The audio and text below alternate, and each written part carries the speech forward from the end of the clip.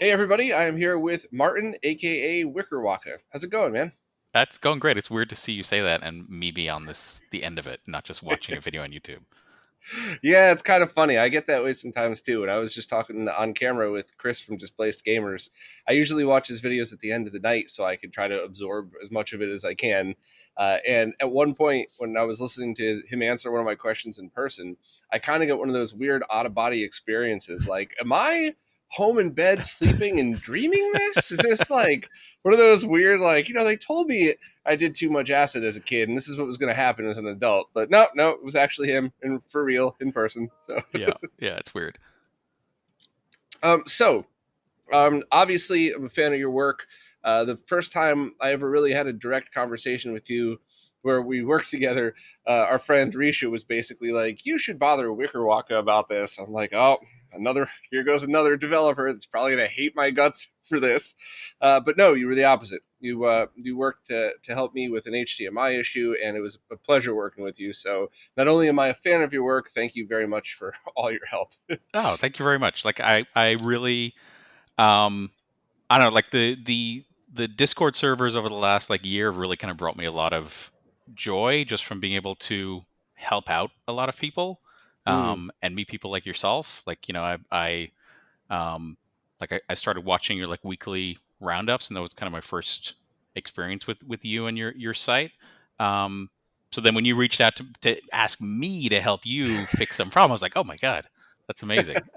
So yeah, that was like a weird like HDMI timing issue with that like 4K upscaler you were looking Yeah, at. that 4K Gamer Pro thing, and I'm still not really sure what the deal was, but I was talking to their marketing rep, and I don't know if they didn't want me to talk to their techs or if their techs weren't very good at English, which is common. I got no problem with that, but it was you explaining to me, explaining to a marketing person, explaining to a tech person, going the opposite direction as well. So I'm shocked we got anything working, but we did. So Yeah, yeah. It was if I recall, it was like just it had very it wasn't like incorrect. It's just like it had a very strict adherence to the video signal it expected, which is fine for devices to do. It's just we're used to a lot of televisions and stuff being kind of, oh, just throw me something kind of right, and I will put it on the screen for you. yeah, yeah, and that device, I get such mixed feelings about because most people don't need it. But if you are a big sharpness enthusiast, it's probably cool. But I loved with the Time Sleuth being able to use that to test native 4K, but also 4K monitors, like 4K PC monitors, not TVs. Their scalers are the worst I've ever seen ever. So if you have a beautiful LG OLED, you probably don't need that thing. But if you just bought an awesome but cheap 4K gaming monitor, that might actually be a huge help. So, especially for Mister users that wouldn't be able to go higher than for a monitor like that, probably 1440p. So it's pretty Yeah, cool. people are surprised by that because we're often just helping people with video settings and what we think would look best. And a lot of my experience is with like TVs, and Hmm. a nice new 4K TV just it'll do a really nice job of upscaling what you send at it, as long as you're not looking for like nearest neighbor upscaling. But you might spend a bunch of money on a really nice gaming monitor and be kind of disappointed that it does a terrible job of upscaling images, because they're kind of designed for GPUs to just throw them a super big, high resolution image at it at whatever its native display res is, which is just something Yeah. we can't do on Mister. Yeah, and it's only getting worse. Like I just got a friend of mine gave me this beautiful LG monitor, 4K 120 or 144 hertz, and this is the first time I've ever seen it will not accept 480p from the DisplayPort input. 480p from the HDMI input gives you a warning saying do not run it at this resolution. And just like every other monitor, it looks like garbage under 4K. Now at 4K and above, it's amazing. And now I'm Yeah. actually able to test, 120 hertz stuff. But so it's only going the opposite direction. So we gotta. It's a good thing that a lot more people are stepping up and making very good scalers at every price range. GBS control all the way up to RetroTink 5X, then the upcoming 4K and Morph. So should be cool. Yeah, I'm excited to see what these 4K scalers end up looking like, because I don't know what I've seen from Mike on his Twitter feed with what the RetroTink 4K is going to do. It looks really nice. Yeah. And the first time I ever really got that sense was the 4K Gamer Pro, because I love my OLED TV. It's 8 year 6 years old now, and I still think it looks beautiful. But when I played, my go-to, the Zelda and Sonic, that I've been seeing in every resolution except 4K for 10 plus years now, just adding that to it, I just went, oh shit. Like, I didn't know, like, I didn't realize that you would actually be able to notice the difference, but you definitely can. So the 4K scalers are definitely going to be cool. And, with Mr. Direct Video Output, just go direct to the HDMI ends of these, so you still get pure digital signal, but then just let those go to 4K and add the scanline filters and stuff too. So you can still use it with Mr. Yeah. Speaking of which, how did you get involved with the Mr. project? I've tried to kind of think back to when, it was probably 2019, maybe, I guess. Like I bought one. Like I remember reading some article or something, and someone at work maybe recommended this to me, and I'd known friends who'd run like I think like mists before to like do like Amiga setups on those, so I was aware of like FPGA just kind of in like the periphery of stuff. Um, and then I saw this Mister thing. I don't know where I bought it from. I don't know which seller I got it from. Um, and I got it and I set up the sandwich, like put it all together, and hooked it up to my TV, and it was just kind of the usual setup where you have, a circuit board and a power supply dangling off the corner of your desk and a keyboard on the floor because there's no more room for it somewhere. And I did what I almost always do when I get emulators. Like I collected a bunch of games and put it on there and got it all set up, and then read it and was like, oh, well, this is cool, but like the setup I have is just not ideal. And it got kind of just put in a box, and I forgot about it for 6 months or a year. Um, and then I started. I was getting into 3D printing at the time too, and I was like, maybe I could like push myself and build like a case to actually store this thing in. And if it was in a case, maybe I'd be more inclined to actually use it day to day and move it places and set it up in a nice permanent location. Um, so I ended up designing like a wedge case, kind of in the style of an Atari ST. Because at the time I was like, I'm going to use this thing exclusively for Atari ST, and I've run Atari ST probably 3 times since then. But so I like designed this wedge case, like spent months on it, and like got it all in there and set it up on my desk. And I finally had this like unit that could just be, it was just like a power plug, like a standard like kettle lead, so I had a built-in power supply, HDMI cable, USB ports on the side, and a keyboard there for any kind of keyboard interaction you need to do. And it just felt like, okay, this is actually something I would use like day to day or bring on trips with me. And I did end up bringing it on a family vacation shortly after that. We all played through Super Mario World and a bunch of other games with my kids, and it was just like, okay, this is actually something like I will use and enjoy. Um, and then I just started getting slowly involved in like the development side of things. Like it was, well, these are things like, how does this actually work? I had no idea how FPGA development actually functioned. I could understand the kind of like Linux and C side of how Mister is built, but like FPGA was just a complete kind of like black box to me. So I started learning and trying to pick up as much detail as I could about that. Yeah, it's funny you mentioned the whole like mess of wires and the keyboard hanging out. One of the things that I've just been begging the core Mister team and the people who make these things to do is to stop stacking and to go out. And a lot, so I mean this with love and respect, but very often a lot of the devs or the people involved are like, yeah, you stick to making your stupid videos. Where the dev, forgetting that I've done this for 15 years now. I used to design computers and all that, so it's like, all right, just don't say I didn't warn you. And then the Mr. Multi system comes out, and it's perfect from the only thing coming out of the front is your USB ports. There's nothing come out of the sides, and everything's coming out of the back, so it no longer feels like that mess of wires with the keyboard hanging down. Grab one of those cheap little USB ones. Obviously not for Atari ST, but just for setup and stuff like that. Not for computing, and you're good to go. And it's really cool to finally see that, because I'm obviously a fan of different styles for different things, but like having the Retro Castle one sitting on my desk, that tiny little thing, is perfect. But to your point, it doesn't look like a console. So I think it when you get deep into development, you tend to forget that there are people that aren't at your level of development that are still want to use this. So if it looks like a dev tool, it's intimidating, even though it's not actually. So it's kind of, it's funny that you brought that up. Like, yeah, I don't have, you the developers, like, yeah, I don't have room for this. Another mess of wires and everything. So that's kind of funny. I wonder if you'd have gone right into it, if it had like if it looked like your favorite old console or something like that. I think if it, like definitely in a more consoleized form, like I think, and I think like the Mr. Multi-System and its success is kind of an example of this. It's just like the, you've put one together, a lot of people put one together, and we know it's not really that intimidating, but like the like seeing a stack of three circuit boards is just kind Yeah. of very intimidating to almost anyone. And the ergonomics of it, like you have ports on every single side. Like I have my aluminum case down here on the floor right now, but it's just a mess of wires in all directions. But then it doesn't once it's set up and running and in a cabinet somewhere, it probably doesn't bother 99% of people. But I think something like the multi-system, just seeing it in here is a proper packaged product that you could use, I think really increases the appeal. Yeah.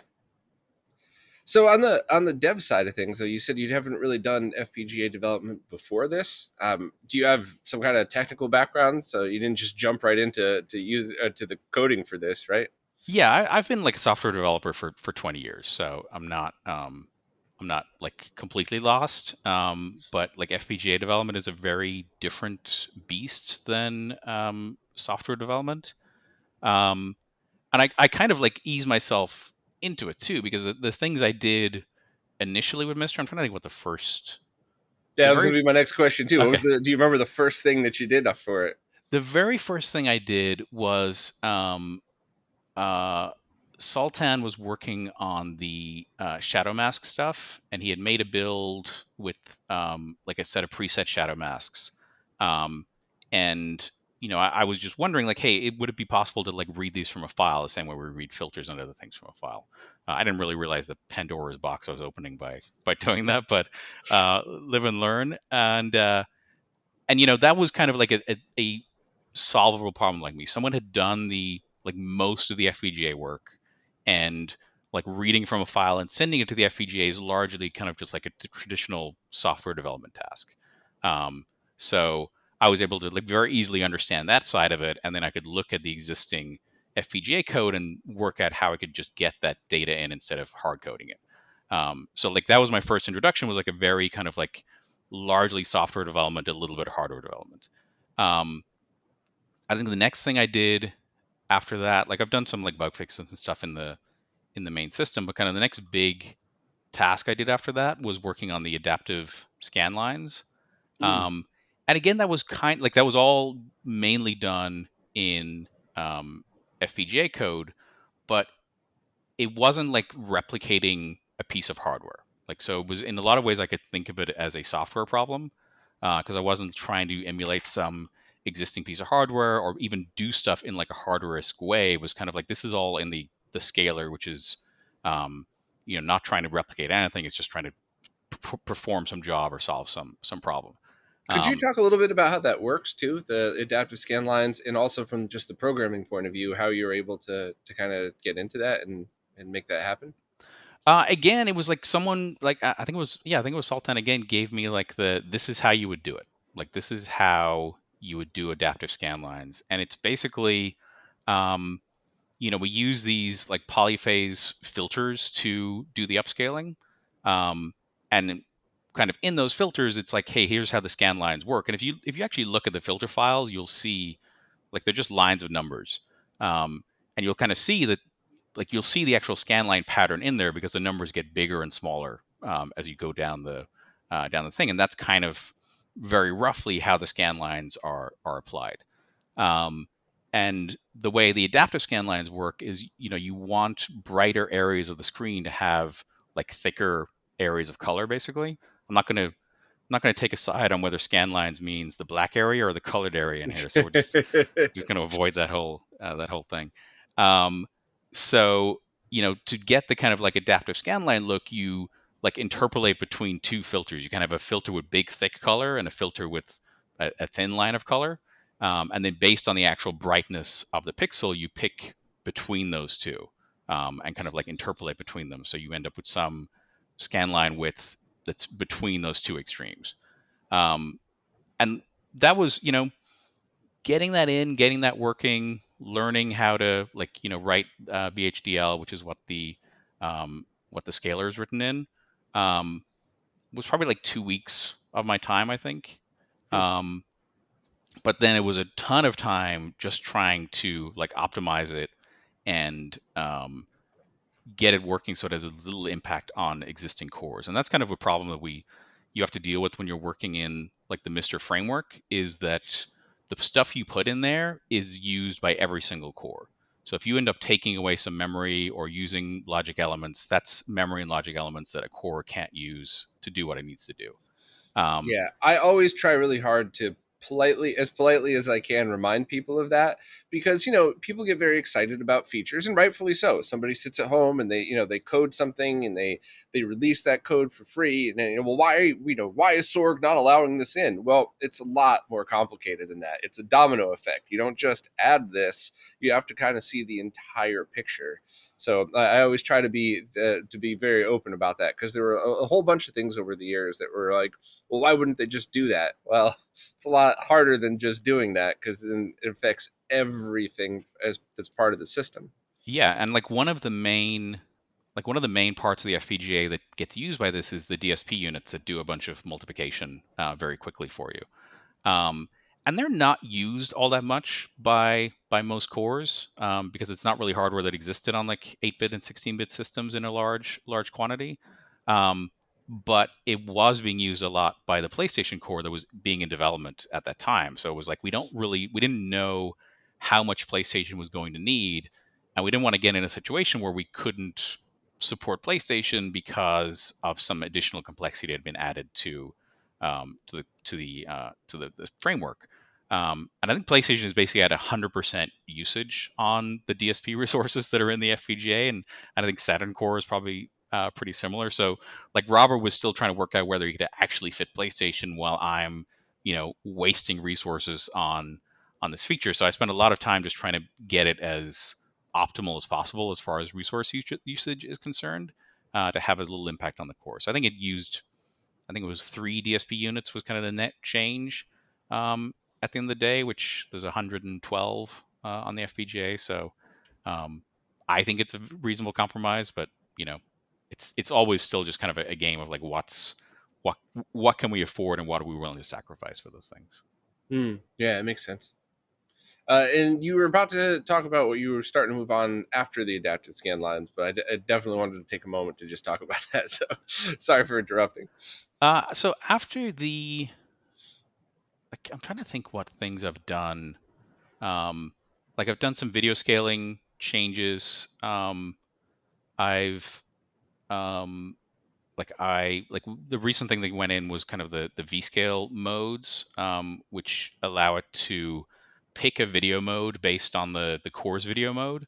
Again, going back to what we were talking earlier on, like the scalars on these 4K TVs are really good, and in some cases you don't want to, um, the Mister scalar is very good, but it is not all it can't scale up to 4K first of all. So what you want to do in a lot of cases is just try to give the TV as high a resolution image as you can, and then let it take it the rest of the way. Um, and this was kind of being done manually with like 8-track 17s, like custom mode lines, where like per core there's like a video mode you can set per core. But it was like, hey, we can do most of this kind of programmatically, dynamically, just by looking at what the core is doing and then picking a video mode based on that. So that was kind of a biggish change that took a while, and it. That's actually another thing that's probably worth talking a little bit about for people that don't know, because mode lines are something that was very very confusing at first, because that was the first time people who weren't devs in the scene had ever heard that term. Most of them, and then now why wouldn't you need it anymore? So would you want to talk just a little bit about what they are and why you don't need it? Yeah, so like the mode lines were, like video modes, mode lines, like the mode lines are kind of like the lower level definition of what a video mode is. So you're kind of like setting not just what the X, Y, and refresh rate is, but you're also kind of like, hey, what is the size of vertical blank, and setting all the video parameters. Like I thought it was mode lines were something I thought I'd never have to deal with again after dealing with like X Windows 15 years ago, and then they come right back up when I'm looking at Mister stuff again. Um, so, but like what you kind of to get what some people feel is like the ideal like image, you really want to have like integer scaling. So like you want to like upscale at least on the vertical axis, like kind of upscale at some integer number, and then you get kind of nice smooth scan lines. You're not getting kind of like pixel shimmering and all that kind of stuff. Um, but that doesn't always translate to like a full screen image on a TV. Hmm. So you have modes like like the crop modes that kind of like reduce the resolution, so you get a nice scale up to like 1080p. Um, but if you want to, then you're trying to get to like 4K resolutions, which Mister can't support just kind of based on the hardware it's using. Um, so you can't scale up to 4K resolutions, but you can get close to like 1440p, and you can do integer scaling in, so you're outputting a 1440p video mode, and then your TV scales that up, but you're still going to get borders on the image and stuff like that. What you can do is generate a video mode that is like an exact integer scale of what the core is outputting. So if your core is outputting, 224 lines, you generate a mode that's like 5 or 6 times that amount of lines, and then you send that to the TV. So you're sending the TV as much data as you can that will fill the frame, and then the TV takes that and then runs its nice 4K expensive upscaler on it to upscale it to 4K or whatever the TV's resolution is. The problem with that is you have to maintain, like you have to have a mode line for every single console core. And then when you get into things like PlayStation, where it might have varying amounts of like output and different sizes, it gets even more complicated. And it just results in a big INI that people have to manage and have separate sections um, for each core and each arcade game, and it really kind of grows inside and becomes a big issue. And there's people who there are like mode line sets you can download and run, but in almost all cases, this is something that is just a simple mathematical calculation where it's just like this is the core's output resolution. The highest resolution video mode we can generate is this. This formula is for generating mode lines from basic parameters like what your width and height and refresh rate is. Why don't we just do that? So that's what we do. Like this is the V-scale mode 4 and 5 that will generate video modes for you. And the video mode you set in Mister is really just this is the maximum resolution I want you to hit, but find a mode smaller than that that's an integer scale of the core's output resolution. And V scale is in the INI file now, right? It is. And you Um, said mode 4 or 5 is the one that's going to get you integer scaling. And what would be the differences between them? Underscan and overscan? I feel like I need a whiteboard for Sorry. this one. So the difference between them is it comes down to aspect ratio. Um, so VCL mode 4, it will output a video signal that matches the aspect ratio of the core. Um, so if So you're if it's like a 256 pixel core, it's going to be too narrow. It's going to be 1 to 1, not 4 by 3. Yeah, it'll output 1 to 1 and expect the TV to just treat that as square pixels. Like it'll basically output with no borders, just the raw image, and hope the TV does just does uniform scaling up to fill the screen, which some TVs do, um, and some TVs don't, and some TVs do it in certain situations. Like my LG C1, it will do it fine for any aspect ratio that's wider than that's 4:3 or wider. Like it will scale it up to fill the vertical resolution and do everything you want to do. Anything more narrow than 4:3, it will just stretch it to 4:3. I have a Hmm. nice like high end like HP monitor here that I use for work stuff, and it will just take any resolution you give it, and it will scale it up beautifully, one to one, and does a really good job. So that was a bad monitor to test this feature on because it just handled every signal like amazingly.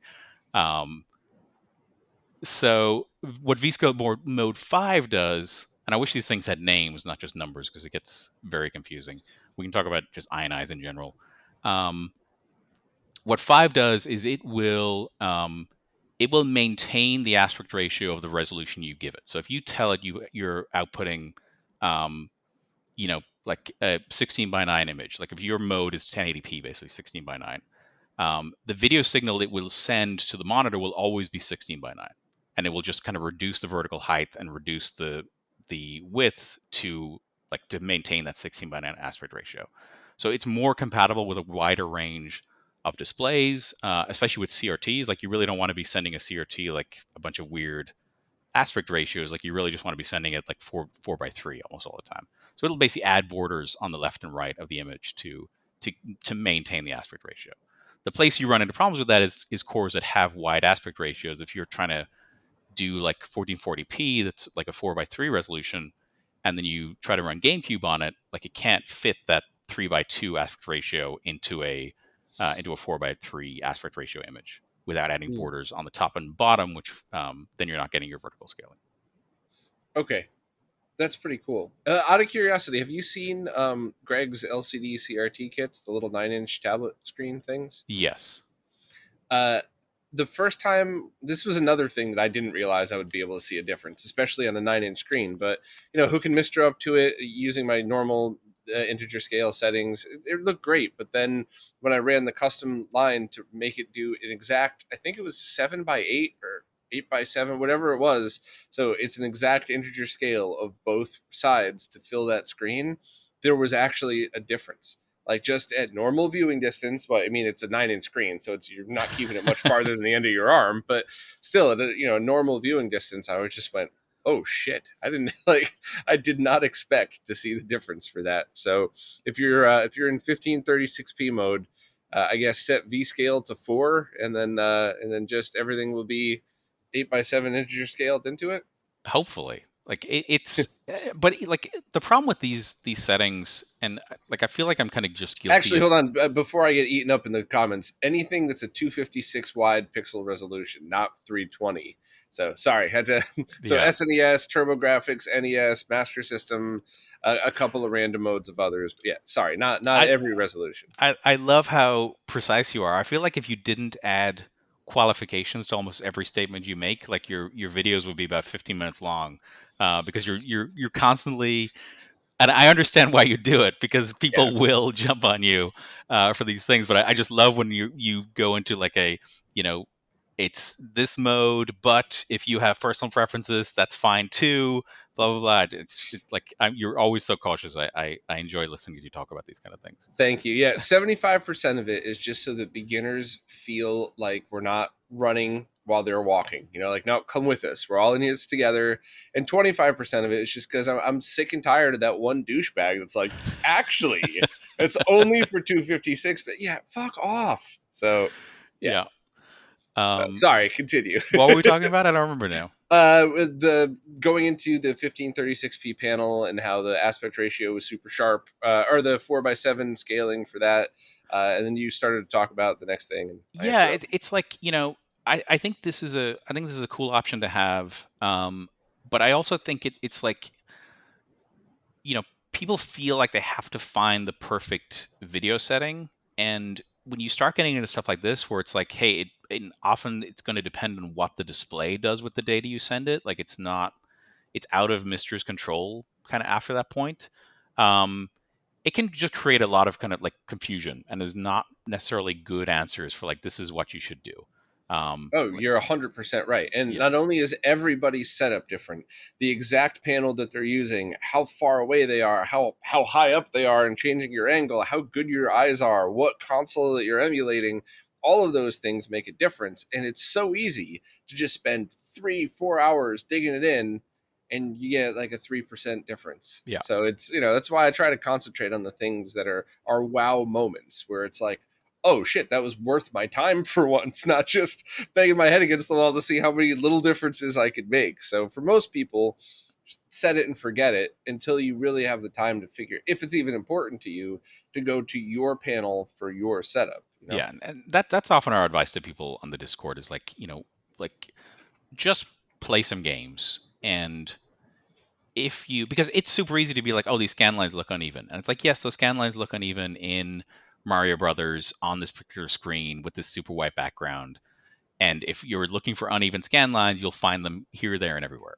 um, but for 99% of people who just should really just get in there and play a game, like, don't worry about these things. Come back and look at it in a week or so when you're kind of like you're you feel like you've had a fun time and you want to just kind of like get that extra 10% out of your system. And when you're like guiding people through who like don't have much experience with like Linux or like SSHing into a system, and you're kind of like recommending these video settings that could potentially put them in a situation where they can't see anything on the screen. And it's just like you sometimes you kind of just want to tell someone like just go away for 3 months and come back, and then we'll start talking about what the right settings are. And again, what the right settings are is just it's personal preference. Like some people just want perfect pixels, some people want scan lines with all the fixins, and it's just like you gotta find what's most fun for you. Like we often joke that like the most popular game in like the settings workshop channel is like 240p test suite. Uh, which Oh yeah. if I go to my screenshots folder on my PC, where I'm like capturing screenshots from OBS, it's just pages and pages of the main startup screen of 1040p test suite, because it's just like going in there, cycling through scanline options, differing them in an image diff tool, just like for weeks on end. Yeah, no, I completely understand. The other thing too is, editing INI files, popping your micro SD card out, rebooting, all that, or logging in. It's a pain for beginners, and it's annoying for experts too. Because even though you and I could do that stuff with our eyes closed, it's I'm very much looking forward to a chewy, I guess. Not quite a GUI, but like, a more expanded menu that you could just not ever have to touch the INI file unless you really need to. So, global settings and per core settings should be easily separated. It's something that I hope somebody on the team would look into, with all of the things we already discussed in mind, right? Is it going to take away from something else? Or are we going to lose scan lines because we add that feature in? As long as it doesn't take away, I think there's a lot of stuff that people are just not messing with because they don't want to deal with it. And even things like, I think the last time I tried to connect to my SSID with the interface, I think I had it hooked up to my TV, and it was like I'm looking at characters this big that I got to walk up and go all the way up to the TV, and it's like, you know, and it was just easier to do it. And if that was in a more graphical interface based thing, I think a lot more people would kind of dive in and feel more comfortable playing with the settings. Yeah, like one of my takeaways from the like My Life in Gaming did that great Mr. Video a few months Mm, ago. um and like ideally a user's not editing an ini file like until they're kind of at the power user stage. Like it's I think you always want those things to be able uh to be there, so like power users can go in and do those things, but it shouldn't be part of your basic setup.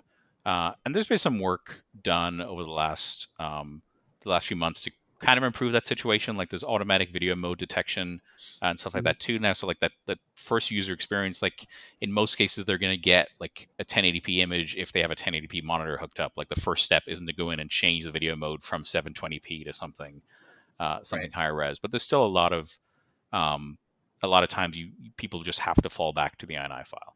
And there is absolutely things that should stay there. Like I had this whole conversation with Mike Chi about adding different modes to the RetroTink 5X, and oh, do I add this? Is this just going to confuse people?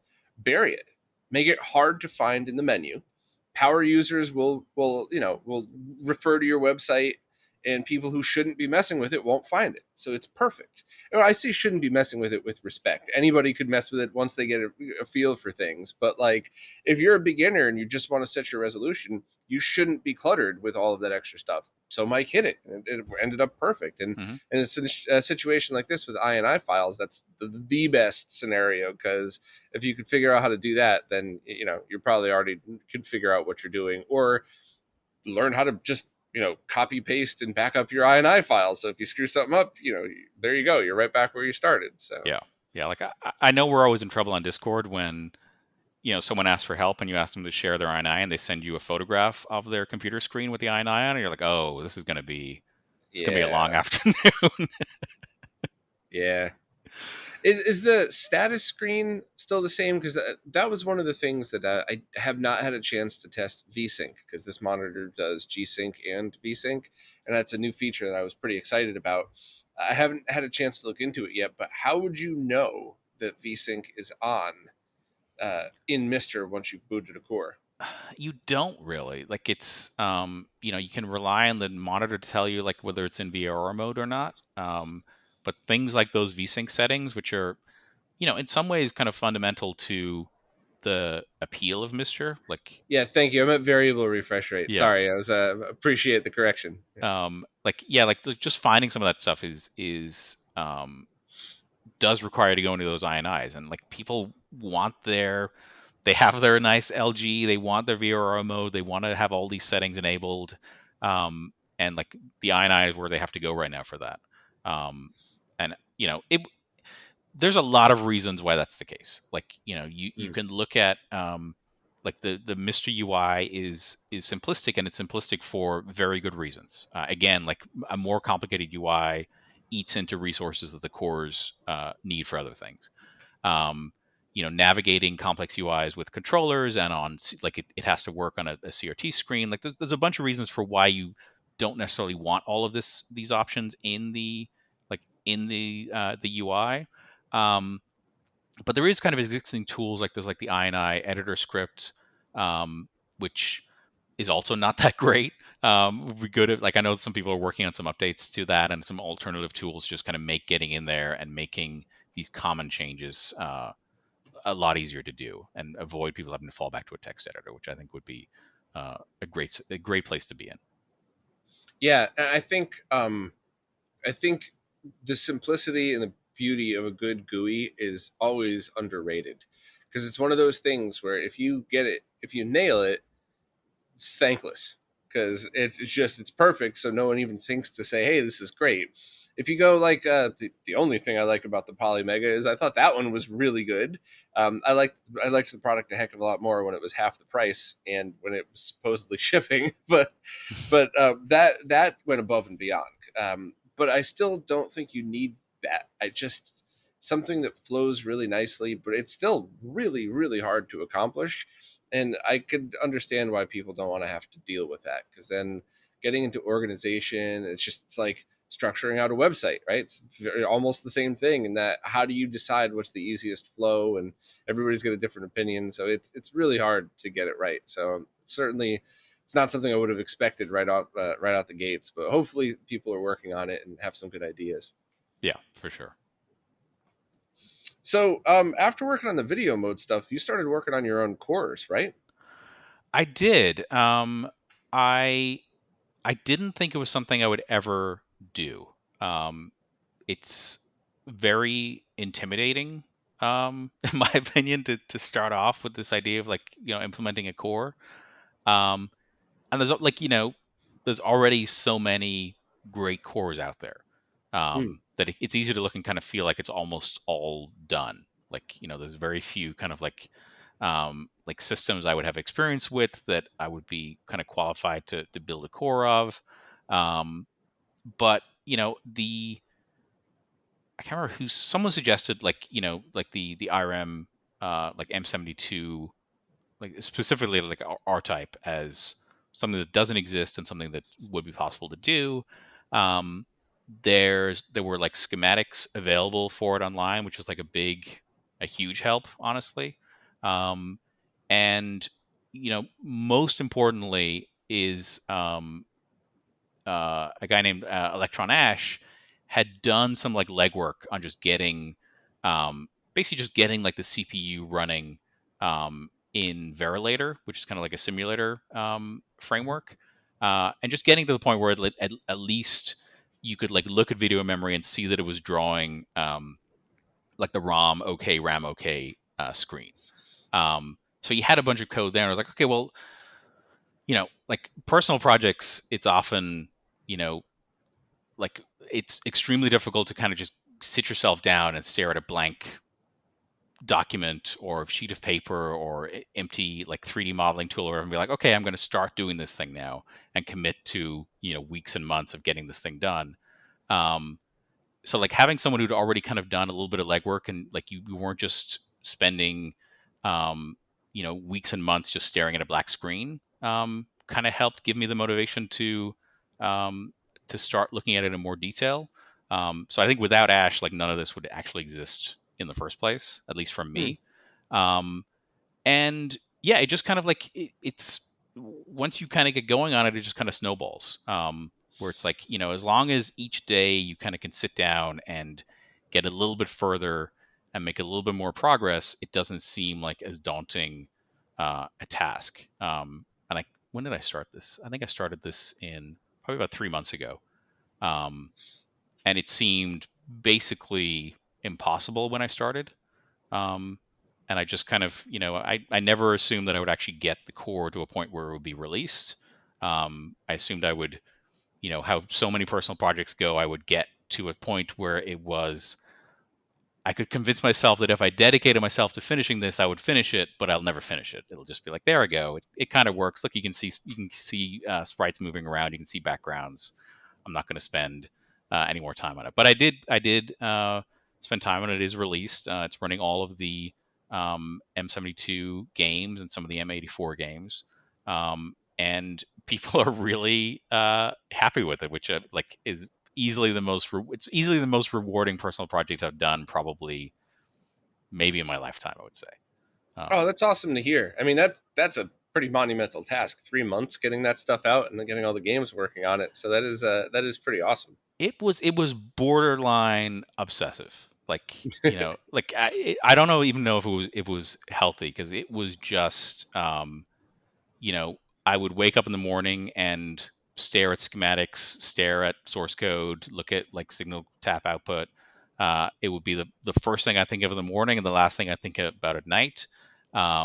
I I think my dev setup is kind of cursed because I do a lot of development on my laptop, just kind of remoting into the PC in my office, which means even when I was on a trip in New York, I was still staring at schematics and making code changes. And the way the build times can be super slow on this FPGA stuff. So it's like you make a change and then you got to wait 20 minutes before you can actually test it. Um, so it's super easy to just be like doing chores on a Saturday and going, maybe if I change this one thing, everything will appear, or sound will start working, or sound will sound better. So you sit down for 5 minutes, make a change, start building, go off, finish doing the dishes or something, and then come back and test it again. So it's like just this. It was just constantly there in my life for like 3 months, just something that I was just doing over and over again. So I think my entire family is a little bit relieved that it's done and out there now. That's funny. I think many of us get like that. And I'm so lucky to have patient friends because I drag everybody with me when I go through that. So it's, I was doing a big project on 4K 60 lossless capture, which apparently no one else has really tackled, at least publicly talking about it. And just all day, every day, there's probably 7 or 8 different people. I got companies involved. Like it was a thing. And not one person told me to fuck off. And I was just like, I love every one of you. You're all awesome. Ash is actually a good friend of mine. He's usually one of the people I incessantly bother with things like that too. So it's I understand where you're coming from, and I try to never take for granted the fact that I'm lucky enough to have cool friends that put up with that shit. Yeah, I think Ash is great. I think he will admit to being like a chronic project starter and not finisher. So like, Hmm. um, but like what he did was invaluable to me. So I'm really grateful for the time he put into just starting this thing off. Very cool. Yeah. So, in digging in and doing this kind of for the first time, were there things that surprised you about creating a core? Were there things that were just like, oh wow, I never saw that coming, or things that were interesting that would stand out? I think it's amazing how much stuff has been preserved. Um, like being able to find these like the actual schematics for R-Type, like being able to just have that entire machine documented. Mm. Um, that was huge. Being able to like look at like having MAME there to like see what it's doing, like also super valuable. Um, and one thing I found super interesting is like in the MAME like ROM dumps, like there's ROMs in there, there's dumps of chips in there that aren't used by MAME. Um, but people just dump them and put them in the archives. Like what example of that is like all of the video timing on these boards is like done by a special chip and two kind of like programmable ROMs that just kind of like record when and where like the VSync and the VBlank and all those things should start and stop. MAME doesn't use any of that information, but it's in some of the dumps for these M72 games. So I was just able to look at those, like get those actual ROM images, even though nothing was using them, and use them in my core to get like the precise video timing. Um, there and then like on the kind of flip side of that is like there's a lot of just kind of like dead links and like sites that have disappeared, and like you can find like forum threads where someone's talking about some obscure aspect of this piece of hardware, but like you can't find where the image they took is, or the photo they took, or the diagram they drew, and it's just like a lot of kind of just trying to like chase down these like cold cases of people doing repairs and other things to try to understand how a particular piece of hardware worked. um, like midway through this, I was trying to like work out how a particular chip worked, and Furtek like decapped it and released a schematic for it. So I was like, okay, this is perfect. Like this, Oh, this is like perfect timing. Like the one of the main chips that does the video timing stuff. So just like having this kind of like source of like this, there's information out there, and trying to dig it up and find it can be sometimes surprisingly easy and surprisingly difficult at the same time. hmm. Um, That and makes perfect sense. yeah, and then I didn't really know how like arcade hardware works. Like I haven't thought too much about how they actually built things like sprite systems and tile maps. Um, and seeing it like laid out in like schematics was just kind of like, oh, this is actually like like a lot simpler than I thought it would be, and also like amazing what they were able to do with these things. Like I'm constantly blown away with the games on this board. Like, I was familiar with R-Type. I had played Dragon Breed on home systems, but then like just looking at you know, like Ninja Spirit, like the fact that it's not just shooters, it's like platformers and vertical and horizontal shooters, and all of the weird kind of like organic movement and like X multiply and all this kind of stuff. It's just like they did so much with what is just a handful of chips on this board. And in a lot of cases, they're not like custom chips. Like the majority of this board is built of just kind of standard logic and standard RAM and standard ROM. And there's a handful of custom chips that they built to do very specific things. What's an example of one of the custom chips? Like, what is it, and what would it do? They have a custom chip for their kind of like their palette system uses a custom chip, but that's been largely decoded. There's a custom chip that just generates the timing for the video signals. That's the one that Vertec decapped recently. Um, and then um, there's another custom chip that does it's really just kind of an amalgamation of standard chips. It's funny because on the board, it's it does like it's like a shift register for like kind of picking out the bits of the colors as it's drawing the tile map. Um, and I don't know if they used it on some earlier hardware because it only does kind of like 3 bits, and then there's another just standard piece of IC logic next to it that does the other bit. So they built a chip with 3 inside them and then stuck another one next to it on the board to do the final bit. Um, so like that stuff just kind of leaves me scratching my head, not in like a good or bad way, just like I'd love to know. It's a shame the development of these boards isn't more documented somewhere. Like why these decisions were made, why they picked off the shelf hardware to do X, Y, and Z, but built a custom chip to do this one thing. I would love if that was all written down somewhere for us all to just kind of look at and understand. Yeah, I bet you that there's a story behind that. Whether it's as simple as it was cheaper to do it this way, or they did all the development for this one, and right at the end of the line, they were like, "We need another bit." So it's how do we get it? So I'd love those stories, and they're always worth listening to. Yeah, yeah. Yeah, I would love to try to get one of the original developers of these boards and a person like yourself who's done the FPGA code together on a podcast, and then just talk, have at it. Where did this stuff come from? Here's where it's at now, stuff like that. Yeah, I'm just worried that this is just lost to history at this point. Like we'll never, I think with like the console systems, we kind of, there's at least people they're large systems that a lot of people worked on, and people documented their progress, and they were used for years and years. But these boards often just existed for a handful of years, and then they moved on to the next piece of hardware. Um, Yeah. so we'll just have Yeah, to I mean imagine. that's a lot of people use that p word, preservation. They use that as a buzzword, but that's really what the main project. The main project is basically preservation with the very cool bonus of being able to play them as well. But I don't think it's very easy for people to not understand why it's important to get this stuff together.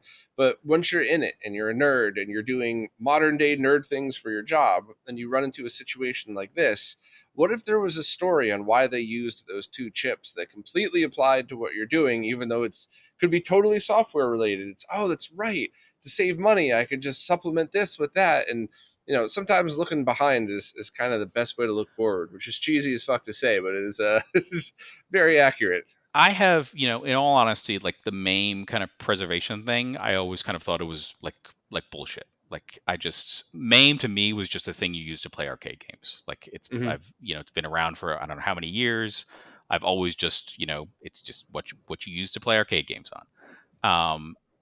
And then like experiencing it from the actual perspective of someone who wants it to be a preservation aspect and using it for that purpose, like it really um, it's never going to be like 100% accurate, and that's just because it's being crowdsourced by people trying to do their best and trying to get games running on it. But like having it was just a massive, massive resource for me, and like I have a new appreciation for when people say preservation.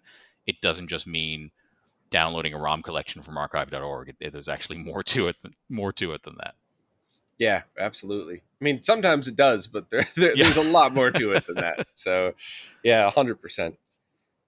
So after digging into all of this stuff, is there a project that you have your eye on, or are you just kind of still just in the trenches helping out and trying to tweak things here and there? There's a few things I'm looking at. Like obviously the next kind of like evolution on the IRM arcade hardware is like the M92 boards, which have a lot of games on them. Um, it has some similarities to the M72. I think it still uses some of the same chips.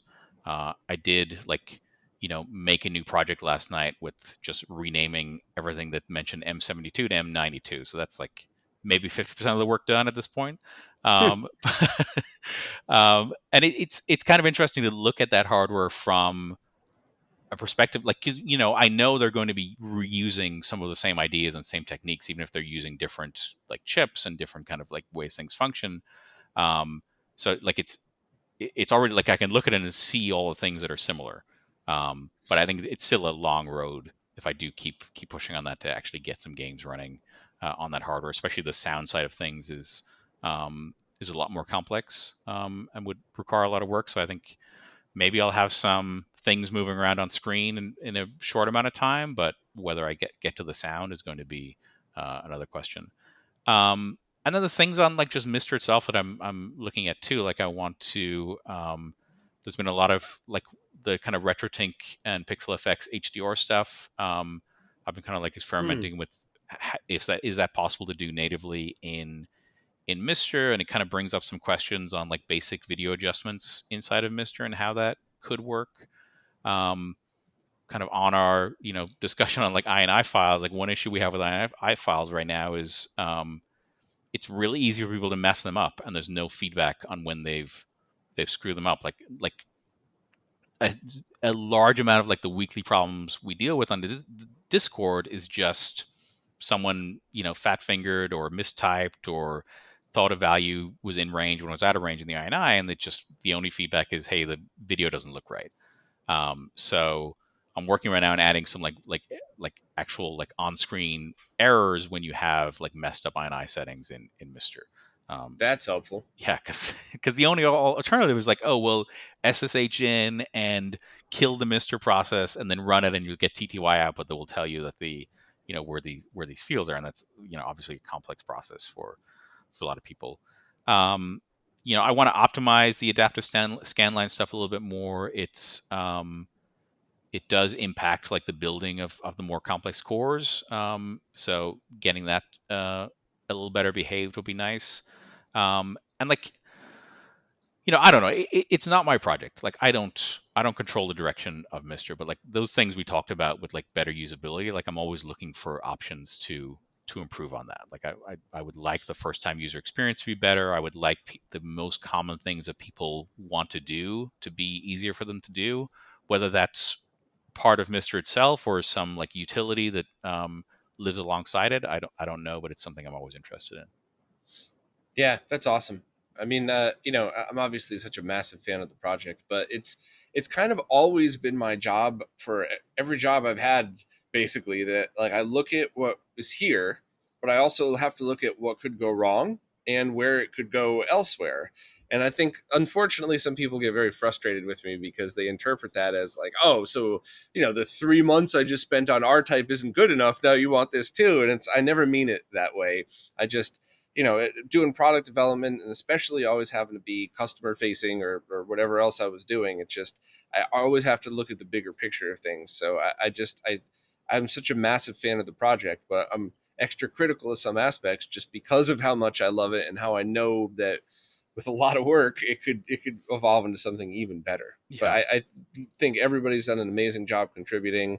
I think a lot of those things, a lot of those decisions of slow to interpret or integrate something that could affect the entire project was the right move. So it's nothing but love for everybody. But I do also see how much cooler it could eventually be with the little things that don't matter to some people. Because Yeah, like I'm always cognizant of like, again, like it's not my project. Like I can walk away from this at any point. Like, maybe, things in my work or things in my life take a turn and I have to go focus on other things for a while. So like it's it's easy to be like, hey, like I've got this cool idea, why isn't it implemented or why doesn't someone take my change? It's like, well, I might just disappear and then someone else is left holding the bag and has to support this new feature for the rest of the project's lifetime. So I think like caution and you know kind of like pushing back against like pet projects and people's desire for, oh, all I want is this one thing, and it's like, well, you're one of 1,000 people who want just one thing. um, it's a really difficult balance, and I don't ever want to be in a situation where I'm maintaining a project as large as Mister. Like it's not something that would appeal to me. yeah, yeah, I totally agree. But the other side of things too is there's plenty of things that, you know, there's no reason for them ever to be rolled into the main system, Yeah. but you could just manually download the core and add it yourself and mess around with it. We were messing with 3D graphics support for Master System, geez, 2 years ago now, and it was working perfect. And there was a couple other fun little things that were added to that it's they could add 3D to stuff that didn't have it, and it looked equally as terrible as it did on the original Master System. But they did some games. They did a beautiful job on Maze Hunter or Maze Walker for the Japanese version. Missile Defense. I mean, 3D 8-bit missiles. Come on, that's awesome. So it was cool. But I don't know if that's something that would ever be worth supporting for everybody, because you would need to have not only a CRT, but you would also have to have some kind of 3D glasses module plugged into it, probably via the snack port or something. So it's just I would love to see that, but I don't really know if that's worth Sorg's Yeah, time. like if 3D TVs were still as popular as they were like 7, 8 years ago, then like I think that would be kind of an easy sell. But now it's kind of, um, I think I have a 3D TV somewhere, but God knows where the actual glasses have gone. Um, Yeah, I just bought Steve from RetroTech gave me this tip.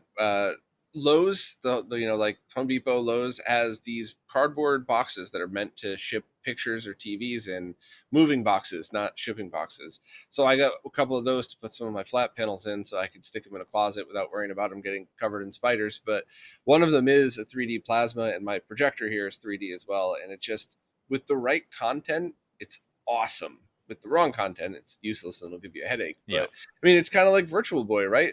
The good Virtual Boy games, especially the new homebrew, are amazing. And the crappy ones are crappy, but it kind of gave it a. I think 3D TVs got a bad rap because of how many $200 TVs slapped a 3D module in it, gave you some glasses, and said, "Hey, now you can watch Avatar," and it looked terrible. yeah. So I had some great 3D TV experiences, but like I can understand why they're gathering dust right now, and no one's really pushing them. yeah, yeah, agreed. Well, I mean, thank you for taking the time to do this. This was awesome. I enjoyed having this chat. Thank you for this was delayed once because I wasn't feeling well and I was all pissed off because the concert didn't go through. So I'm really happy we waited because I'm in a great mood. I was able to give you my full attention and not be humming Auslander in the back of my head like, why didn't I get to see it live? So yeah, it's thank you for rescheduling this. Of course, this has been great, and I appreciate everything you do for this community. Like I'm a relatively new member to this world, and I feel like I've been listening to you and watching you for the last few years, and it's just like I appreciate you a lot. Thank you very much. It means a lot. Thank you. All right. Well, I will leave links to where to find all of your work, although all you have to do is just update your Mister in order to get R type in there. And we'll leave links to you. And I will obviously, and Lou as well, we'll keep everybody updated on whatever progress you make for the next stuff. Great.